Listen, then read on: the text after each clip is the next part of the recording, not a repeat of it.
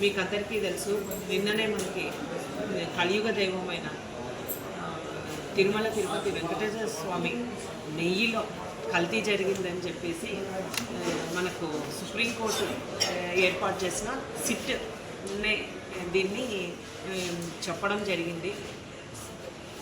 గతంలో ఎంత 2019 నుంచి 24 వరకు ఎంత దుర్మార్గమైన పాలన అంటే, ఇంకా దేవదేవుని లడ్డులో కూడా కల్తీ చేసి వాళ్ళు నిధులు వాళ్ళ జేబులు నింపుకున్నారంటే ఇంకా వాళ్ళ విఘ్నతకే వదిలేస్తూ ఉన్నాం. ముఖ్యంగా ప్రతిపక్షంలో ఉన్నప్పుడే గౌరవ ముఖ్యమంత్రి గారు చెప్తా ఉన్నారు, ఈ ఖచ్చితంగా నెయ్యిలో కల్తీ జరిగిందని చెప్పేసి. కానీ వాళ్ళు మాపై బురద చల్లుతూ ఉన్నారు అని దీన్ని ఎవ్వరూ మాట్లాడకూడదని చెప్పేసి సుప్రీంకోర్టు నుంచి కూడా ఆదేశాలు తీసుకోవడం జరిగింది వాళ్ళు. కానీ నిన్న ఎంత ఘోరం అంటే, కనీసం చుక్క పాలు లేకుండా వెన్న లేకుండా వీళ్ళు నెయ్యి తీస్తూ ఉన్నారంటే, జంతువుల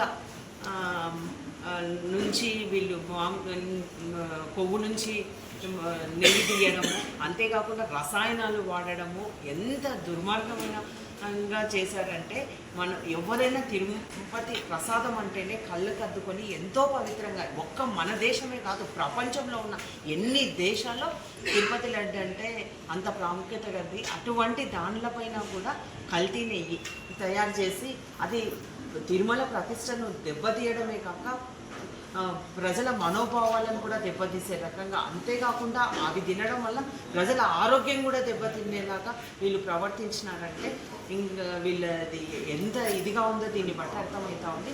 అంతేకాకుండా 68 లక్షల నెయ్యి కల్తీ అయిందని కూడా ఈరోజు చెప్పడం జరుగుతుంది. వాళ్ళ జోబులోకి కూడా 235 కోట్లు వైసీపీ నాయకుల జోబుల్లోకి పోయింది.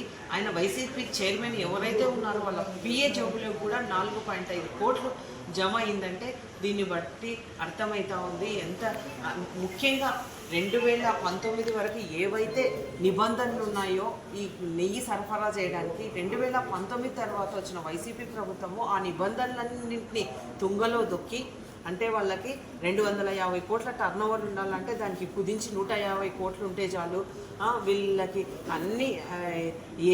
అన్ని నిబంధనల తొంగలు తొక్కి వాళ్ళకి ఇష్టం వచ్చిన వాళ్ళకు కట్టబెట్టి ఈరోజు ఈ పరిస్థితి తీసుకొని రావడం జరిగింది. మేము నిన్న సీఎం గారు ఆదేశాల మేరకు నిన్న ప్రతి గుళ్ళో కూడా గుళ్ళను ర్యాలీగా వెళ్ళి గుళ్ళను శుభ్రం చేసి అంతేకాకుండా పూజలు చేసి ప్రెస్ మీట్ ఇవ్వడం జరిగింది. మళ్ళీ ఈరోజు మళ్ళీ వాళ్ళు ఏదో అపవిత్రమైందని మళ్ళీ ఈరోజు కూడా వాళ్ళు చేయడము ఎంత ఆశాస్పదంగా ఉందో వాళ్ళ విఘ్నతకే వదిలేస్తూ ఉన్నాము. తప్పకుండా ఇది సుప్రీంకోర్టే నిగ్గు తెలిసిన తర్వాత కూడా ఇంకా వీళ్ళు ఇలా మాట్లాడుతూ ఉన్నారంటే, వీళ్ళు దీనికి ఇట్లా చేస్తూ ఉన్నారు. నెక్స్ట్ ఇప్పుడు మొన్న జరిగిన ఎలక్షన్లలో 11 సీట్లకే పరిమితమైనారు. నెక్స్ట్ ఎలక్షన్ సీట్లలో ఒక్క సీటు సింగిల్ డిజిట్ కూడా పరిమితమయ్యే అవకాశాలు ఉన్నాయి. కాబట్టి ఇప్పటికైనా మీ తప్పులు తెలుసుకొని సక్రమంగా ఉండమని